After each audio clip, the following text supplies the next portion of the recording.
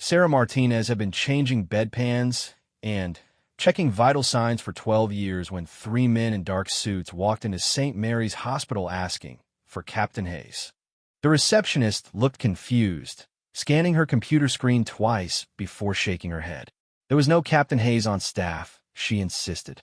But when those same men walked straight to the pediatric wing and called out Captain Hayes in the hallway, every head turned toward the quiet nurse who always worked the night shift alone. What nobody at St. Mary's knew was that Sarah Martinez didn't exist. The woman they'd worked alongside for over a decade. The one who never missed a shift, never complained about overtime, and somehow always knew exactly what to do in every emergency, had been living under a carefully constructed identity. Behind her gentle smile and healing hands lay a past that involved classified missions, international conspiracies, and secrets that could topple governments. The patients called her an angel. Her colleagues saw her as dedicated but unremarkable. The hospital administration valued her reliability. But when those FBI agents appeared looking for Captain Hayes, Sarah's two worlds were about to collide in ways that would change everything she'd worked so hard to protect. This is the true story of how a decorated military intelligence officer became a small-town nurse, and why the most dangerous mission of her life wasn't fought in some foreign battlefield, but in the quiet corridors of a hospital where she thought she'd finally found peace. The fluorescent lights hummed softly in the pediatric wing of St. Mary's Hospital as Sarah Martinez made her round for the third time that evening. It was 11:30 p.m., and most of the children were finally asleep after what had been a particularly challenging day. Room 304 held little Emma, a 7-year-old with leukemia whose parents had driven 3 hours from their farm to bring her here. Room 306 housed Marcus, a 10-year-old who'd been in a car accident and was recovering from surgery to repair a shattered leg. Room 308 contained the newest arrival, a 5-year-old girl named Lucy who'd been found abandoned at a gas station with severe malnutrition and signs of abuse. Sarah paused at Lucy's doorway, watching the small form curled up under the hospital blanket. The child hadn't spoken a word since arriving 2 days ago, and the police were still trying to identify her. Sarah had seen cases like this before, though her colleagues didn't know where that experience came from. They assumed her calm competence with traumatized children came from natural instinct and years of nursing. They had no idea that Captain Elena Hayes had spent 3 years working with rescued children in conflict zones across Eastern Europe, or that she'd personally extracted 47 children from human trafficking rings during her time with military intelligence. The transformation from Captain Hayes to Sarah Martinez had been complete and deliberate. 12 years ago, when Elena Hayes officially died in a helicopter crash over the mountains of Afghanistan, Sarah Martinez had been born in the records of the Witness Protection Program. The woman who had once coordinated international rescue operations and infiltrated criminal organizations now drew blood samples and administered medications with the same steady hands that had once assembled explosive devices and decoded encrypted communications. Sarah's apartment was a 15-minute drive from the hospital, located in a quiet neighborhood where retired couples tended small gardens and young families pushed strollers down tree-lined sidewalks. She'd chosen the location carefully, somewhere unremarkable enough to blend in, but with clear sight lines and multiple exit routes. Old habits died hard, even after a decade of civilian life. Her one-bedroom apartment was furnished simply but thoughtfully. To any visitor, it would appear to belong to a dedicated nurse who lived modestly and kept to herself. The medical journals stacked on her coffee table were real, and she genuinely read them. The small collection of romance novels on her bookshelf helped maintain the image of a woman seeking escape in simple pleasures. What visitors couldn't see were the false panels behind her bathroom mirror that contained 3 different passports, each with a different identity, and enough cash to disappear within 6 hours if necessary. The morning routine that Sarah had established was comforting in its predictability. She woke at 6 a.m., prepared a simple breakfast of toast and coffee, and spent 30 minutes reading news from around the world. This wasn't the casual browsing of someone keeping up with current events, but the systematic intelligence gathering of someone trained to recognize patterns and threats. She monitored political developments in the regions where Captain Hayes had once operated, tracked the movements of former contacts who might pose risks, and watched for any signs that her carefully constructed new life might be compromised. At the hospital, Sarah had cultivated the reputation of being supremely competent but slightly distant. She was the nurse who always volunteered for overtime, who never called in sick, and who somehow managed to handle the most difficult patients with remarkable success.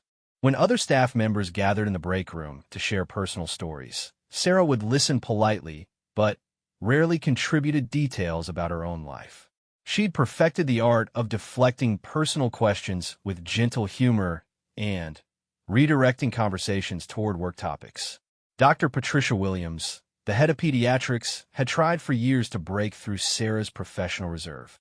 "You'd make an excellent supervisor," she'd suggested multiple times. "Have you ever considered going back to school for a management degree?" Sarah always declined these opportunities politely, but firmly. Advancement meant scrutiny, background checks, and the kind of attention that Captain Hayes could never afford to attract.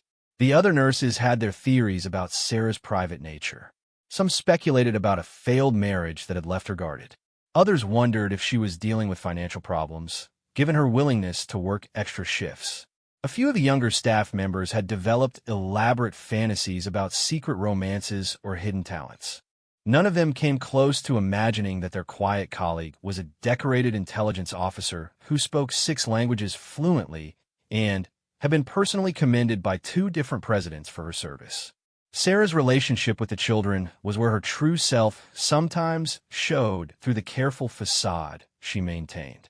With Emma, she would sit during quiet moments and tell stories about brave princesses who fought dragons, tales that drew from real memories of courageous women she'd encountered in war zones. With Marcus, she shared her knowledge of different cultures and countries, spinning his recovery time into geography lessons that came from first-hand experience rather than textbooks.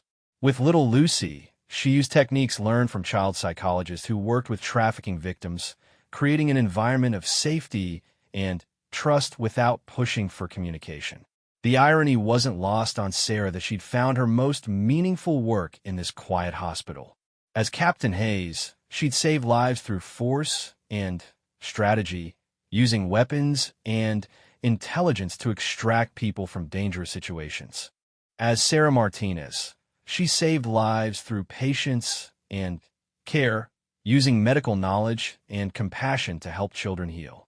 Both roles required courage, but the courage needed to sit with a frightened child through a sleepless night was different from the courage needed to infiltrate a terrorist compound. Her colleagues often commented on Sarah's unusual calm during emergency situations. Last month, when 8-year-old Tommy had gone into cardiac arrest during what should have been routine surgery, Sarah had assisted the medical team with a level of focus and precision that surprised even Dr. Williams. "It's like she transforms into someone else entirely," one of the surgical nurses had observed later. Suddenly, she was giving orders like she'd been running emergency situations her whole life. If they only knew, Sarah had thought at the time. She'd run emergency extractions from hostile territories, coordinated medical evacuations under enemy fire, and made life-or-death decisions while under extreme pressure. A pediatric code blue, while serious, was hardly the most stressful situation she'd ever navigated. The hardest part of her double life wasn't maintaining the deception, but dealing with the isolation. Captain Hayes had worked with teams, had backup, had colleagues who understood the stakes of their missions. Sarah Martinez worked alone, carrying the weight of her past and the responsibility for her present without anyone to share the burden. She created a life that was safe and peaceful, but it was also profoundly lonely. Sometimes, late at night during her shifts, Sarah would catch herself missing the intensity of her former life. Not the violence or the constant danger, but the sense of purpose that came from knowing her actions had immediate, significant consequences. Saving Lucy's emotional well-being was important work, but it felt small compared to dismantling international criminal networks. Teaching Emma to be brave during medical procedures was meaningful, but it paled in comparison to rescuing dozens of children from trafficking operations. These moments of nostalgia were dangerous, Sarah knew. They represented a weakness in her psychological defenses, a crack in the wall she'd built between her two identities. Captain Hayes had been trained to recognize such vulnerabilities in others and exploit them.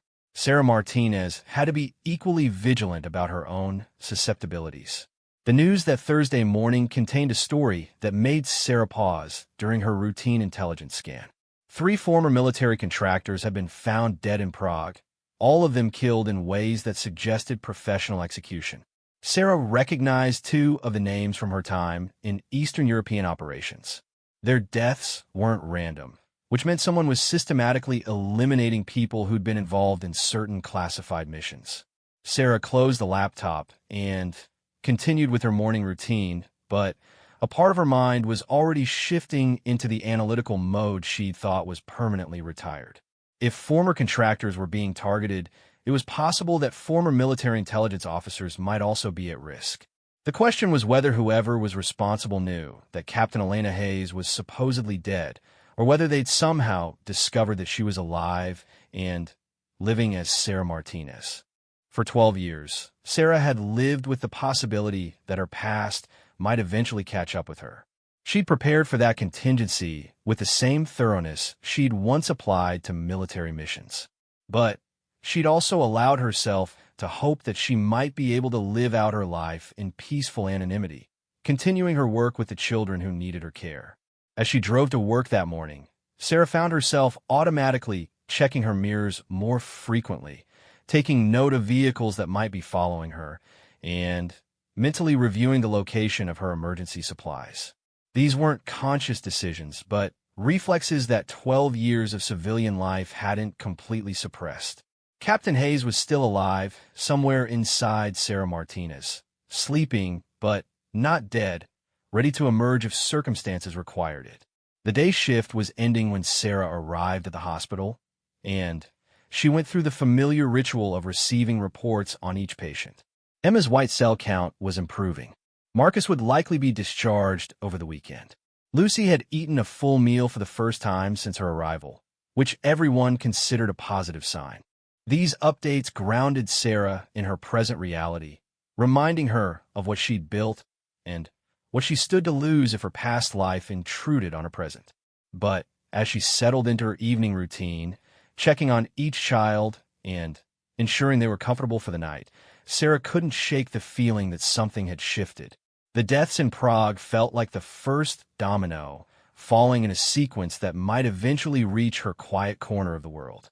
After 12 years of peace, Captain Hayes might be needed again, whether Sarah Martinez wanted her to emerge or not.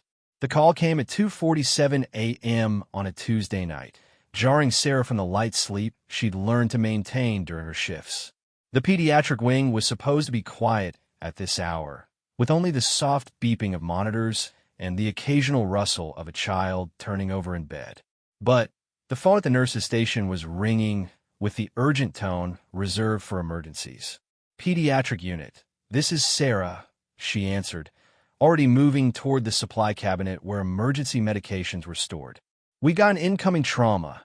The voice from emergency dispatch crackled through the phone. 8-year-old girl, multiple injuries, possible abuse case. ETA 4 minutes. Sarah's training kicked in immediately, both from her nursing education and from the deeper well of experience she rarely accessed. She'd seen abused children in refugee camps, in safe houses, in the aftermath of raids on trafficking operations. The clinical detachment that helped her function in those situations settled over her like familiar armor. The girl who arrived in the ambulance looked like she'd been through a war zone. Multiple bruises in various stages of healing covered her small body, and X-rays would later reveal 3 previous fractures that had never been properly treated. But it was the look in the child's eyes that transported Sarah back to a different time and place, to a warehouse in Moldova where she'd found 15 children who'd been held captive for months. "What's her name?" Sarah asked the paramedic as they transferred the girl to a hospital bed. Unknown. Someone called 911 from a payphone, said there was an injured kid in the parking lot behind Morrison's grocery. By the time police arrived, whoever called was gone. Dr. Williams arrived within minutes, still in pajamas under her coat. As she examined the child, Sarah found herself studying the injury patterns with more than just medical interest. The bruises told a story of systematic abuse, but there were also defensive wounds that suggested the girl had fought back. More importantly, there were marks that looked like restraints, the kind of injuries Sarah had seen in children who'd been held against their will for extended periods. Sarah, can you get a full blood panel and toxicology screen? Dr. Williams requested, and call social services. This child isn't going anywhere until we know she's safe.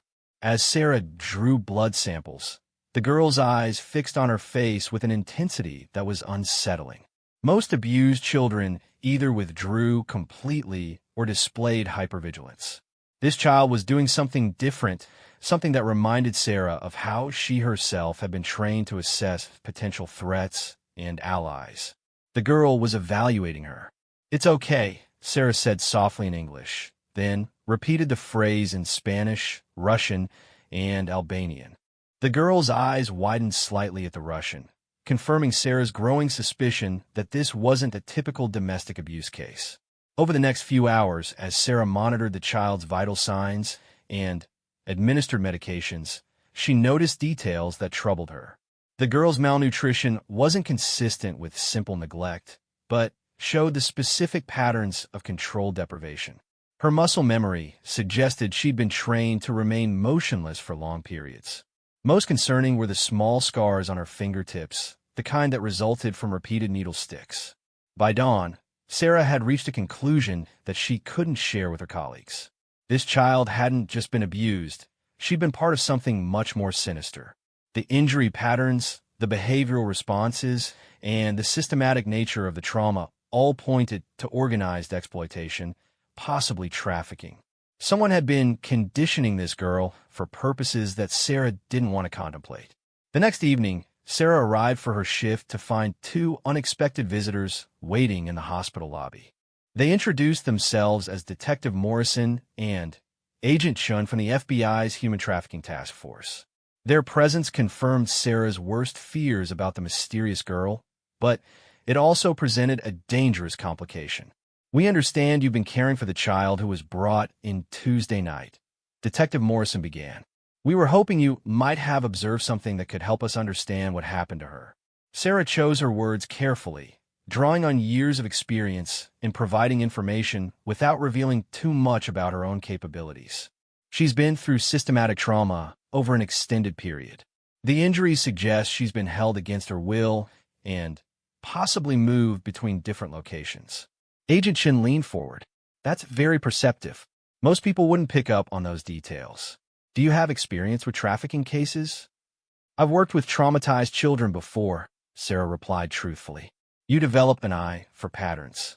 What she didn't mention was that she developed that eye during 3 years of extracting children from some of the worst criminal organizations in Eastern Europe, or that she recognized the specific methodology being used on this child because she'd encountered it before in operations that were still classified. The conversation continued for another 20 minutes, with both investigators clearly impressed by Sarah's insights. As they prepared to leave, Agent Chun handed her a business card. "If you think of anything else, please call. Cases like this, every detail matters." After they left, Sarah found herself staring at the business card. Agent Chin's credentials indicated she worked out of the FBI's International Crimes Division, specifically focusing on human trafficking operations with foreign connections. The fact that federal agents were involved meant this case was part of something larger than a single abused child. That night, after her shift ended, Sarah drove home through the pre-dawn darkness with her mind racing. The appearance of trafficking investigators wasn't just a coincidence. Either someone was using her city as a way station for moving children, or worse, someone had specifically chosen this location because they knew Captain Hayes was here. Back in her apartment, Sarah opened her laptop and began searching for information using techniques that Sarah Martinez wasn't supposed to know. She accessed databases that required clearances she officially no longer held, using backdoors and passwords that should have expired years ago. What she found made her blood run cold. The child at the hospital wasn't the first. Over the past 6 months, 3 other children with similar injury patterns have been found in cities across the Midwest, all within a 200-mile radius. Each had been discovered in circumstances that suggested they'd been abandoned or had escaped from captivity. Each had shown the same signs of systematic conditioning and abuse. More disturbing was the pattern of professional killings that had been occurring in the same geographic area. The 3 contractors in Prague were just the beginning. Former military personnel, retired intelligence officers, and civilian contractors who'd worked on classified operations were being systematically eliminated. Someone was cleaning house, removing people who might have knowledge of specific operations. Sarah cross-referenced the locations where children had been found with the homes and workplaces of the murdered professionals. The correlation was too precise to be accidental. Someone was using trafficked children as bait, drawing out former intelligence operatives who might recognize the signs and investigate. The realization hit her like a physical blow. She'd been identified. Whoever was behind this knew that Captain Elena Hayes had survived the helicopter crash, knew she was living as Sarah Martinez, and knew exactly how to manipulate her into revealing herself. They'd placed an abused child in her hospital, knowing that her training and experience would compel her to look deeper than a civilian nurse should be able to see. Sarah closed the laptop and walked to her bathroom mirror. Behind the false panel, her emergency supplies waited exactly as she'd left them 12 years ago. 3 passports, currency from multiple countries, a satellite phone that connected to networks that officially didn't exist, and a small automatic pistol that she'd hoped never to touch again. For 12 years, she'd been Sarah Martinez, healing children and living quietly. But healing that girl properly meant accessing resources and knowledge that only Captain Hayes possessed. Saving her might require Sarah to destroy the peaceful life she'd built and return to a world where survival depended on staying ahead of people who killed for a living. The next morning, Sarah called in sick for the first time in 12 years. Instead of going to the hospital, she drove to 3 different locations across the city, purchasing supplies and equipment using cash and false identification. By afternoon, she'd assembled a surveillance kit that would have impressed her former colleagues in military intelligence. That evening, instead of caring for patients, Sarah Martinez positioned herself in the parking garage across from St. Mary's Hospital and began watching for signs that she wasn't the only one interested in the mysterious girl. What she saw confirmed her worst fears. 2 different vehicles had maintained observation positions with clear views of the pediatric wing. Their occupants changed shifts every 6 hours with military precision. Someone was watching the hospital, waiting to see who else would take too much interest in the trafficked child. Sarah had walked directly into a trap that had been specifically designed for her, and now she had to decide whether to run or fight. But as she thought about the scared little girl lying in that hospital bed, conditioned by months or years of systematic abuse, Sarah realized she'd already made her choice. Captain Hayes had spent years extracting children from impossible situations. Sarah Martinez had spent 12 years learning to heal them. This child deserved both skill sets working together, regardless of the personal cost. For the first time in 12 years, Sarah Martinez began planning an operation that would require all the lethal skills of Captain Elena Hayes. The quiet nurse was about to remind the world why some people should never be hunted. Sarah's hands remained perfectly steady as she administered medication to little Emma, but her mind was processing information at a speed that would have impressed her former intelligence handlers. 3 days of surveillance had revealed a sophisticated operation targeting the hospital and, by extension, targeting her. The watchers had been careful, professional, but not careful enough for someone trained to detect exactly this type of operation. The team observing the hospital consisted of at least 6 operatives working in rotating shifts. They used different vehicles, changed positions regularly, and communicated through encrypted channels that most law enforcement agencies wouldn't be able to monitor. But Captain Hayes had been trained by the best intelligence services in the world, and she'd learned to recognize the signatures of professional surveillance even when conducted by experts. More concerning was what her deeper investigation had revealed about the mysterious girl. The child, who still hadn't spoken, wasn't just a victim of trafficking. According to classified databases that Sarah accessed through channels that technically no longer existed, the girl matched the description of Anya Volkov, the 8-year-old daughter of a Russian scientist who disappeared 6 months ago, along with research data worth millions on international black markets. Dr. Dmitry Volkov had been developing advanced encryption algorithms for the Russian military when he'd suddenly defected, taking his daughter and attempting to reach American authorities. Both had vanished somewhere in Eastern Europe, and intelligence agencies from multiple countries have been searching for them ever since. If the girl in the hospital was really Anya Volkov, then her presence here wasn't just about drawing out Captain Hayes. It was about securing a valuable asset that multiple governments wanted to control. The complexity of the situation crystallized for Sarah during her shift on Friday evening. As she checked Anya's vital signs, the girl suddenly grabbed her wrist with surprising strength and whispered her first words since arriving at the hospital. "Papa says trust the angel with quiet hands." The phrase sent chills down Sarah's spine. Angel with quiet hands had been Captain Hayes' operational codename during her missions in Eastern Europe. Dmitry Volkov somehow knew who she was and had instructed his daughter to trust her specifically, which meant her cover had been compromised long before the surveillance teams arrived. "Where's your papa now?" Sarah asked softly in Russian. Anya's eyes filled with tears, but she didn't answer directly.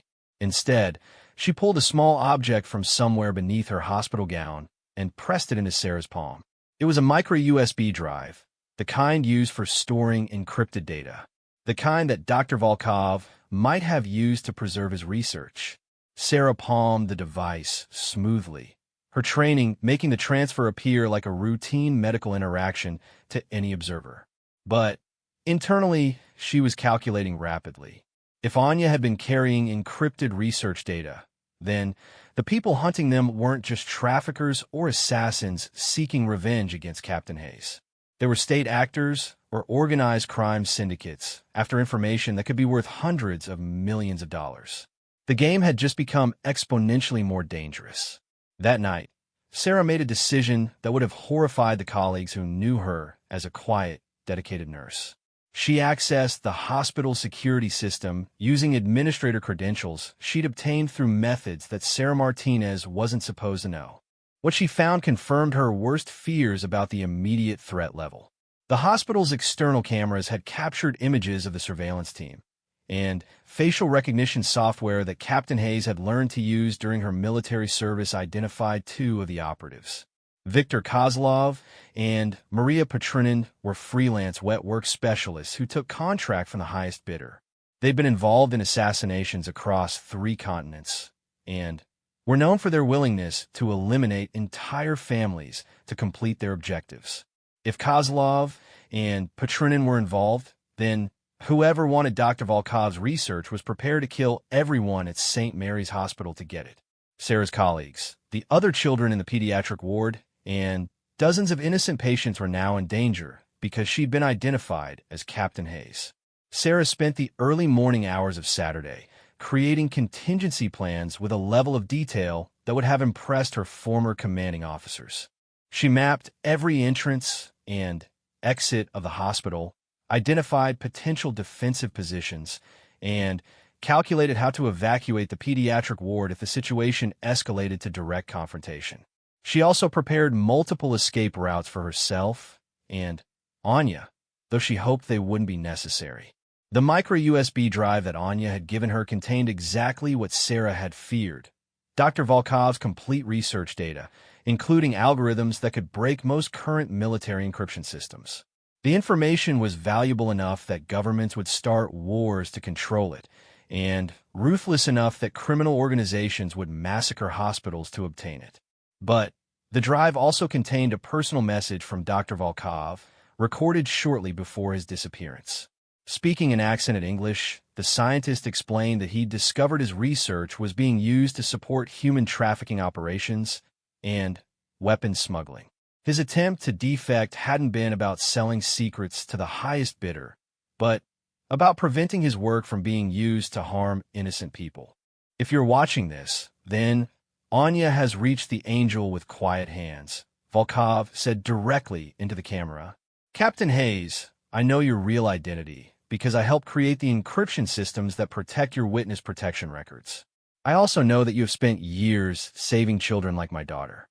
I am probably dead by now, but Anya carries not just my research, but evidence of how it has been misused. Please help her live long enough to testify. The recording ended with coordinates for a location in Canada, where Volkov claimed to have hidden additional evidence that could expose the entire trafficking network.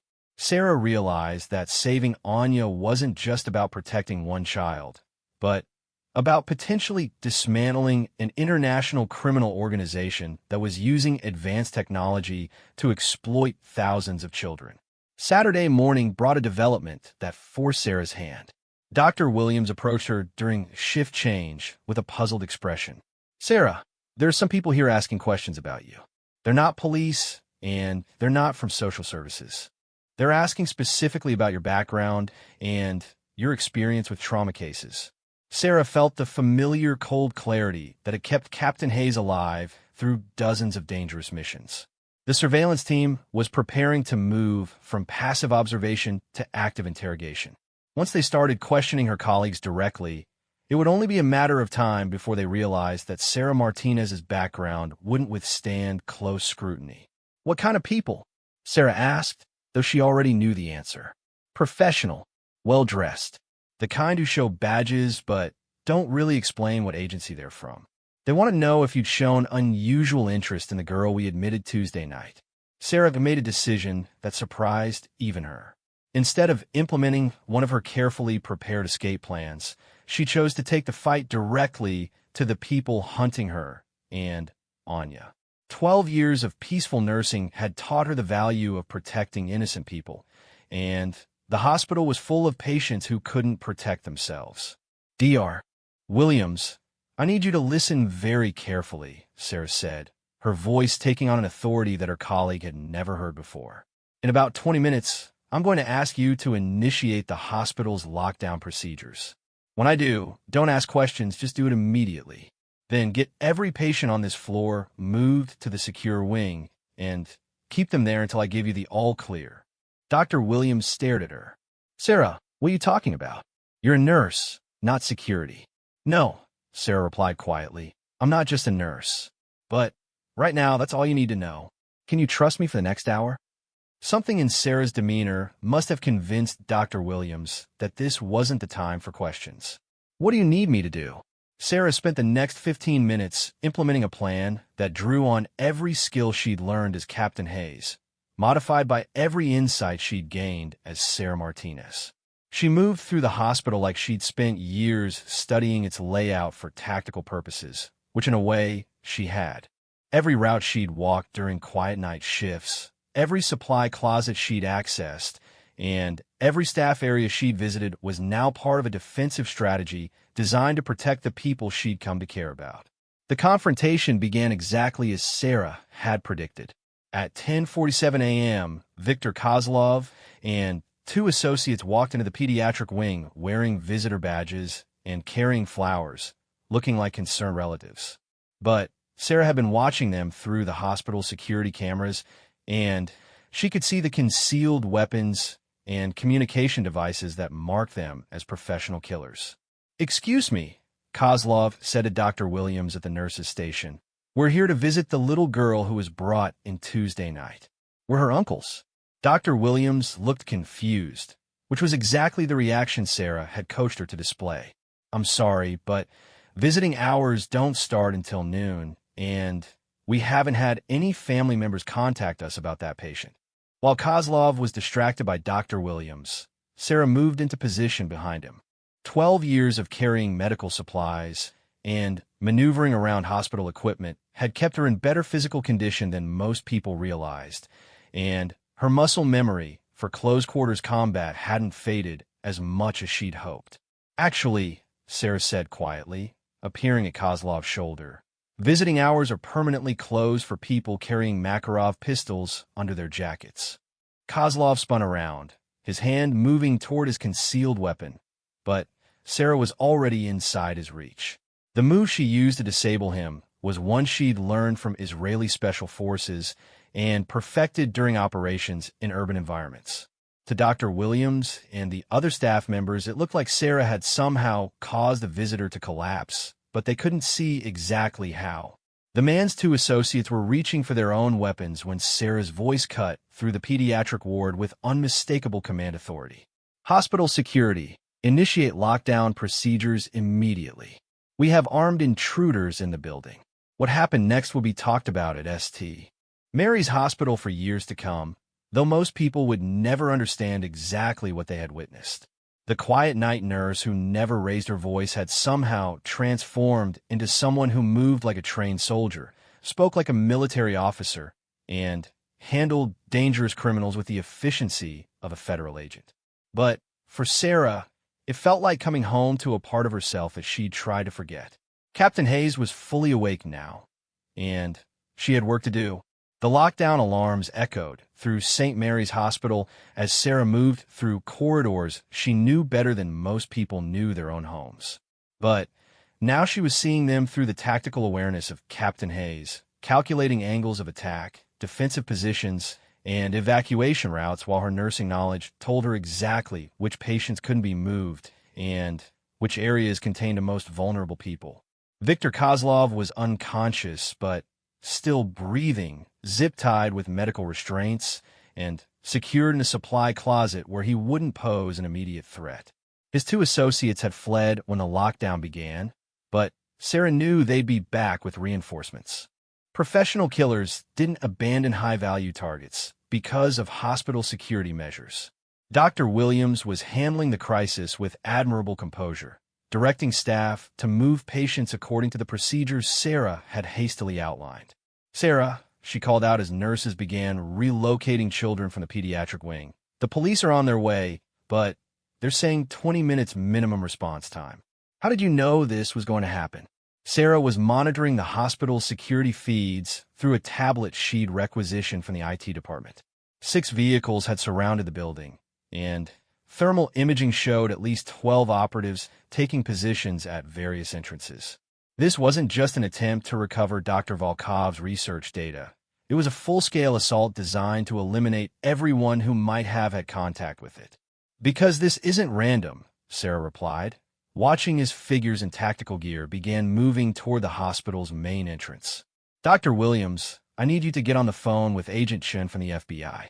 Tell her that Captain Elena Hayes is requesting immediate federal assistance at St. Mary's Hospital." Use those exact words. Dr. Williams stared at her. "Captain Hayes? Sarah, what are you talking about?" Before Sarah could answer, the lights went out throughout the hospital. Emergency power kicked in immediately, but the attackers had clearly studied the building's systems. They were professionals executing a plan designed to create maximum confusion while minimizing their own exposure to security cameras and law enforcement response. Sarah's training took over completely. In the dim emergency lighting, she moved through the hospital like a ghost, using service corridors and maintenance areas that most staff members didn't even know existed. Her destination was Anya's room, where the little girl was probably terrified by the alarms and darkness. She found Anya sitting up at her hospital bed, alert and surprisingly calm. The child had somehow acquired a small flashlight and was holding it like a weapon, her eyes scanning the doorway with the hypervigilance that Sarah recognized from other children who'd survived extended captivity. "We have to go," Sarah said softly in Russian. "Bad people are coming for you." "I know," Anya replied in the same language. "Papa told me this would happen. He said the angel with quiet hands would protect me, but that we might have to run together." Sarah was struck by the child's composure. Dr. Volkov had clearly prepared his daughter for this possibility, training her to recognize danger and respond appropriately. It was heartbreaking evidence of what their lives had been like since his defection attempt began. Can you walk quietly? Sarah asked, helping Anya out of the hospital bed and in a clothes that would be more appropriate for moving quickly. Papa taught me to move like a shadow, Anya said, and Sarah could see that it was true. The little girl's footsteps made no sound as they left her room and entered the corridor. Sarah's earpiece, connected to the hospital's security system, crackled with reports from different areas of the building. The attackers had entered through 3 separate entrances and were moving systematically through each floor. They weren't just looking for Anya. They were searching for anyone who might have had contact with her or access to Dr. Volkov's research. The first gunshots echoed through the hospital as Sarah and Anya reached the service elevator that would take them to the basement level. Someone was shooting out security cameras, which meant the attackers were transitioning from stealth to open assault. In about 5 minutes, this would become a massacre unless Sarah could prevent it. Anya, I need you to listen carefully, Sarah said as they descended to the basement. I'm going to take you to a safe place, but then I have to go back and help the other people in the hospital. Can you be brave for a little longer? The child nodded solemnly. Papa said you saved many children before. Will you save the children here, too? The question hit Sarah harder than she'd expected. For 12 years, she'd been saving children one at a time, through medical care and patience. Now she was being asked to save them the way Captain Hayes used to save them, through violence and tactical superiority. The 2 parts of her identity were finally merging in a way she'd never wanted, but always known was possible. The basement of St. Mary's Hospital contained mechanical rooms, storage areas, and a small office where the night security guard monitored camera feed from throughout the building. Sarah had discovered during her reconnaissance that the office had been constructed with reinforced walls, originally designed to serve as a tornado shelter. It would provide adequate protection for Anya while Sarah dealt with the immediate threat. Stay here, Sarah instructed, settling Anya in the security office with water, snacks from the vending machine, and a communication device connected to the hospital's emergency system. If anyone comes through that door who isn't me or Dr. Williams, you press this button and hide behind the desk until help arrives. Anya looked up at her with eyes that seemed far too old for an 8-year-old. Will you come back? Sarah knelt down to the child's eye level. I promise you, I will come back. And when I do, we'll make sure you're safe forever. As Sarah left the security office, she felt the last traces of her civilian identity falling away. For 12 years, Sarah Martinez had been committed to healing and helping. Now Captain Elena Hayes was fully operational, and she had a mission: protect the hospital staff and patients, neutralize the threat posed by professional killers, and ensure that Anya lived long enough to testify about her father's research and the criminal network that had destroyed their family. The transformation was both familiar and unsettling. As Captain Hayes, Sarah had access to skills and knowledge that Nurse Sarah Martinez wasn't supposed to possess. She knew how to construct improvised explosive devices for medical supplies, how to disable security systems without triggering alarms, and how to kill efficiently with instruments found in any hospital supply closet. But she also carried 12 years of additional knowledge about the value of human life and the importance of protecting the innocent. The Captain Hayes who had emerged from retirement wasn't exactly the same person who had supposedly died in that helicopter crash. She was someone who had learned to heal as well as hurt, to nurture as well as neutralize threats. Sarah's first stop was the hospital's pharmacy, where she assembled a collection of medical supplies that could be weaponized if necessary. Surgical instruments made excellent close-quarters weapons. Concentrated medications could be used to incapacitate targets, and various chemicals could create distractions or disable equipment. She also collected items that could be used to treat injuries, because protecting the hospital staff meant being prepared to provide medical care under combat conditions. The tactical situation was becoming clearer as Sarah moved through the building. The attackers were professional but not military, which meant they were skilled but hadn't been trained to operate in environments like hospitals where every room contained potential weapons and every corridor could become a defensive position. They were also operating under time pressure, knowing that federal law enforcement would eventually respond to the situation. Sarah's advantage was intimate knowledge of the terrain and a complete willingness to use lethal force to protect people she cared about. She'd spent 12 years learning every inch of St. Mary's Hospital, and she'd spent years before that learning how to turn any environment into a battlefield when necessary. The first direct confrontation occurred in the third-floor surgical suite, where two of the attackers had cornered a group of nurses who'd been unable to reach the evacuation area. Sarah approached through the ventilation system, a route she'd mapped during maintenance inspections that staff members weren't supposed to conduct. When she dropped through a ceiling panel behind the gunman, they spun around to face someone who looked like a hospital nurse, but moved like a special forces operative. The fight lasted less than 30 seconds, and when it was over, both attackers were unconscious, and the trapped nurses were free to reach safety. "Sarah," one of the nurses gasped. "How did you do that?" "Training," Sarah replied simply, which was true without being complete. "Get to the evacuation area and stay there until the all-clear is given." As the nurses fled towards safety, Sarah collected the attackers' weapons and communication devices. The equipment was high quality and military-grade, confirming her assessment that this was a professional operation funded by people with significant resources. The radio chatter she intercepted revealed that the team was getting frustrated by their inability to locate their primary target quickly, which gave Sarah an idea that was tactically sound but emotionally terrifying. Instead of continuing to fight a defensive action throughout the hospital, she could end this threat by drawing the attackers into a confrontation on ground of her choosing. All she had to do was let them know that Captain Elena Hayes was ready to face them directly. Sarah keyed the radio she'd taken from one of the unconscious attackers and spoke in the clear, professional tone she'd once used to coordinate international operations. "This is Captain Elena Hayes. You're looking for me, and I'm tired of hiding behind innocent people. Third-floor conference room, 5 minutes. Come alone or don't come at all." The response came immediately, in accented English that confirmed her suspicions about the operation's origins. "Captain Hayes, we have no quarrel with you personally.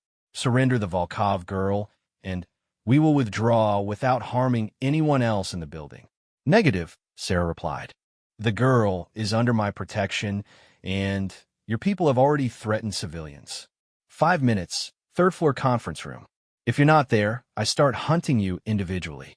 As Sarah made her way to the conference room, she realized that she was no longer fighting just to protect Anya and the hospital staff. She was fighting to prove that the person she'd become over the past 12 years was stronger than the person she'd been before.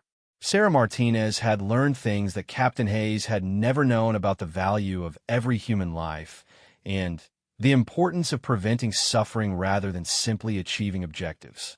The final confrontation would determine whether those lessons had made her more effective or less dangerous. Either way, it was time to find out who Sarah Martinez really was when everything she cared about was threatened. The conference room on the third floor of St. Mary's Hospital had been designed for medical staff meetings and family consultations, with comfortable chairs arranged around a polished table and motivational posters featuring children on the walls. It was about to become the site of a confrontation that would determine the fate of everyone in the building and possibly expose or protect an international criminal conspiracy that stretched across multiple continents. Sarah arrived first, which gave her time to prepare the space according to tactical principles she'd learned in much less civilized environments. She disabled the overhead lighting to create shadows that would mask her movements, positioned herself with clear lines of sight to all entrances, and ensured she had multiple escape routes if the situation deteriorated beyond her ability to control it. But, most importantly, she used a 5-minute delay to center herself psychologically for what was about to happen. For 12 years, Sarah Martinez had resolved conflicts through communication, patience, and healing. Now Captain Elena Hayes was preparing to use violence as precisely as a surgeon used a scalpel to cut away threats while preserving everything that mattered. The man who entered the conference room 3 minutes later wasn't Viktor Kozlov or any of the operatives Sarah had observed during her surveillance. He was older, better dressed, and carried himself with the confidence of someone accustomed to directing operations rather than executing them personally. When he spoke, his accent was refined and his English was flawless. Captain Hayes, I am Alexander Novak. I represent certain business interests that require the return of property stolen by Dr. Dmitry Volkov. Sarah remained in the shadows, her voice calm and professional. Mr. Novak, I represent the interests of an 8-year-old girl who shouldn't be considered anyone's property. We appear to have conflicting priorities. Novak smiled, though there was no warmth in the expression. Captain, your reputation suggests you are a practical person. Dr. Volkov's research is worth hundreds of millions of dollars on international markets. The girl is simply a tool for recovering that research. Surely we can reach an accommodation that serves everyone's interests. My interests have changed significantly over the past 12 years, Sarah replied. I'm no longer in the business of making accommodations with people who traffic children. Ah, yes, your transformation into the caring nurse. Very touching, really. But Captain Hayes was never sentimental about collateral damage when she had a mission to complete. Why should this situation be different? Sarah stepped into the dim light where Novak could see her clearly for the first time. Her posture was relaxed, but her eyes carried the cold precision that had once made Captain Hayes feared by enemies across 3 continents. Because I've learned things that Captain Hayes never knew. I've learned that protecting innocent people isn't just part of the mission. It's the reason the mission matters. Novak studied her for a long moment. The reports suggested you had gone soft during your years in hiding. I see now that the reports were incorrect. You've simply redirected your capabilities. Mr. Novak, you have 30 seconds to order your people out of this hospital. If you don't, I will demonstrate exactly how my capabilities have been redirected. Instead of responding directly, Novak touched a small device clipped to his lapel. Proceed with Phase 2, he said quietly. The response came through Sarah's appropriated radio. Target secured. We have the Volkov girl. Sarah felt her blood turn to ice. While she'd been focused on the conference room confrontation, another team had located Anya in the basement security office. The child she'd promised to protect was now in the hands of people who viewed her as nothing more than a tool for accessing stolen research data. You see, Captain, Novak said calmly, we've been observing your behavior for weeks. Your psychological profile suggested you would prioritize the child's safety above all other considerations. A predictable weakness, really. Sarah's mind raced through tactical options with the speed of a computer processor. The basement security office had been chosen specifically because it was defensible and had limited access points. If Novak's people had captured Anya, they'd either found a route Sarah hadn't considered, or someone inside the hospital had provided them with detailed information about the building's layout. Where is she? Sarah asked, her voice carrying the quiet menace that had once convinced international terrorists to cooperate with interrogations. Safe for the moment. Dr. Volkov's research data in exchange for his daughter's life. A simple transaction. Sarah made a decision that would have horrified her colleagues who knew her as a gentle nurse, but which felt completely natural to Captain Hayes. Mr. Novak, I'm going to give you one opportunity to reconsider this approach. Release the child immediately, and I'll allow your team to leave the hospital without further interference. Novak laughed, a sound that contained genuine amusement. Captain, you're hardly in a position to make demands. My people control the building, we have the target, and you're outnumbered 12-1. Actually, Sarah said, moving with the fluid grace that had once allowed Captain Hayes to eliminate entire enemy squads without triggering alarms. You're the one who's outnumbered. The fight that followed lasted less than 2 minutes, but it would be analyzed by intelligence professionals for years afterward. Novak was skilled, well-trained, and experienced in close-quarters combat.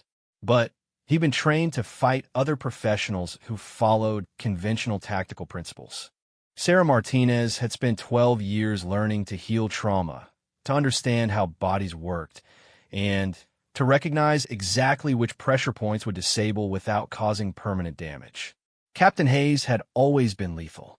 Sarah Martinez had learned to be precise. When Novak was unconscious and secured, Sarah took his communication device and accessed the tactical frequency his team was using to coordinate their operations. What she heard confirmed her worst fears. Anya was being held in the hospital's main pharmacy, which was located in the basement near the security office. The team holding her consisted of 3 operatives who'd been ordered to eliminate the child if Sarah didn't surrender Dr. Volkov's research within the next 10 minutes. But Sarah also heard something that gave her hope. Agent Chin's voice coordinating a federal response that had just arrived at the hospital. The FBI's Human Trafficking Task Force was taking control of the building's perimeter, and specialized tactical units were preparing to enter through multiple access points. Agent Chun, this is Captain Elena Hayes, Sarah transmitted on the frequency Agent Chin's team was using. I'm inside the building with friendly civilians and 1 hostile leader secured. The primary target is an 8-year-old girl being held in the main pharmacy by 3 armed hostiles. Recommand immédiat tactical intervention. Agent Chin's response came back immediately. Captain Hayes, federal units are moving to secure the pharmacy. Can you provide support from your current position? Sarah was already moving through corridors she knew better than the attackers who'd studied them for weeks. Affirmative. I have intimate knowledge of the target area and established rapport with the primary victim, requesting permission to coordinate joint operation. What happened next would become a textbook example of how military intelligence training could be adapted for civilian law enforcement situations. Sarah's knowledge of the hospital's layout, combined with her established relationship with Anya, allowed federal agents to approach the pharmacy through routes the hostage-takers hadn't anticipated. The rescue operation succeeded without shots being fired. When Sarah entered the pharmacy alongside FBI tactical specialists, she found Anya hiding behind a supply cabinet, exactly where she'd been trained to conceal herself if threatened. The 3 operatives who'd been guarding her had been so focused on watching the main entrances that they'd never noticed federal agents moving through the ventilation system Sarah had mapped during her weeks of preparation. Angel with quiet hands, Anya whispered when she saw Sarah, using the phrase her father had taught her to identify the one person who could be trusted completely. Sarah knelt down and gathered the child in her arms, feeling emotions that Captain Hayes had never allowed herself to experience. You're safe now, she said in Russian. Your papa would be proud of how brave you were. As federal agents secured the hospital and arrested the surviving members of Novak's team, Sarah found herself facing questions she'd been avoiding for 12 years. Agent Chin approached her as she sat with Anya in the emergency room, where Dr. Williams was conducting a thorough medical examination to ensure the child hadn't been injured during her brief captivity. Captain Hayes, we need to discuss your status and your future involvement in this case, Agent Chin said. Officially, Elena Hayes died 12 years ago. Unofficially, we've been looking for you for quite some time. Sarah looked up from where she was helping Anya with a coloring book that one of the nurses had provided. Agent Chun, for 12 years, I've been Sarah Martinez, a nurse who saves children 1 patient at a time. Today, I was reminded that sometimes saving children requires different skills.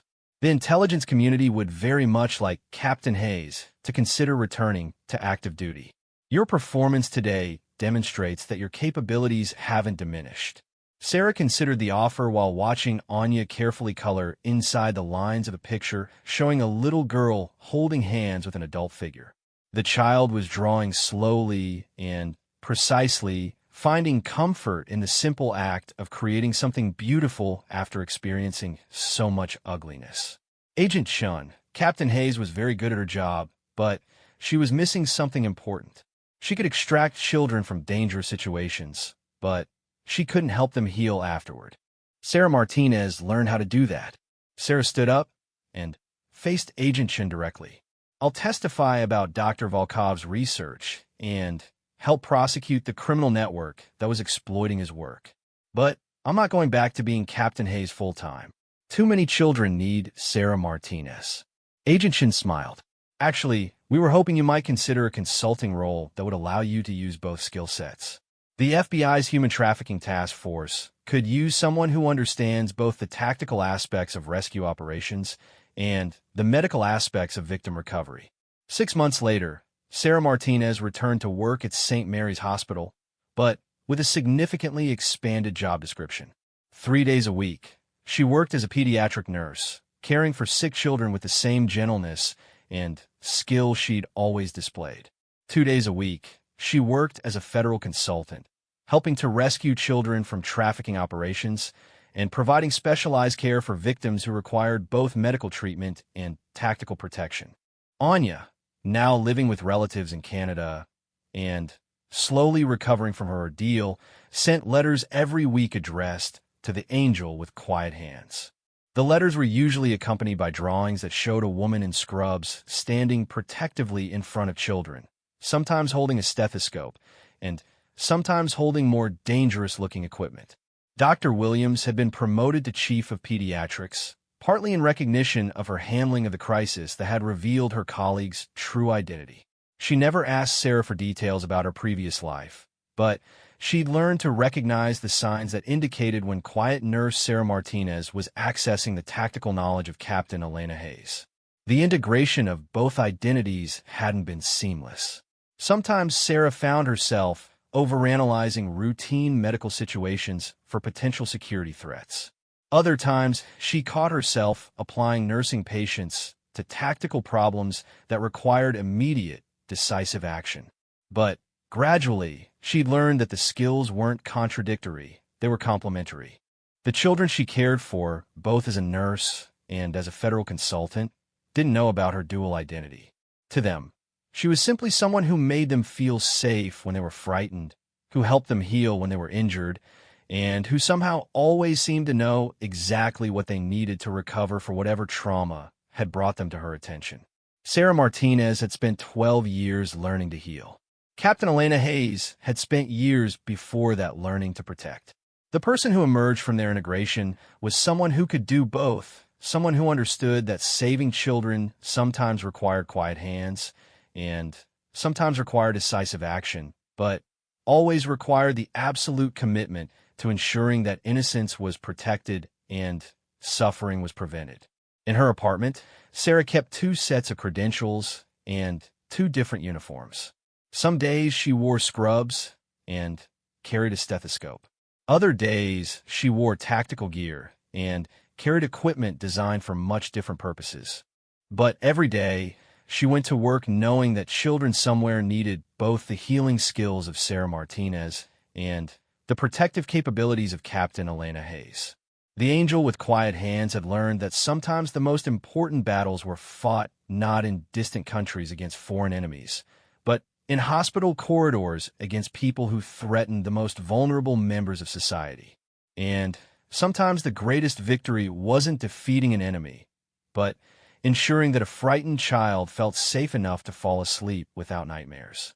Sarah Martinez had found her true calling, not by choosing between her 2 identities, but by learning to use both in service of the same mission, protecting children and helping them heal from whatever darkness they'd encountered. The quiet nurse who'd spent 12 years avoiding her past had become someone who could face any threat to ensure that children had the chance to build better futures. She was exactly who the world needed her to be.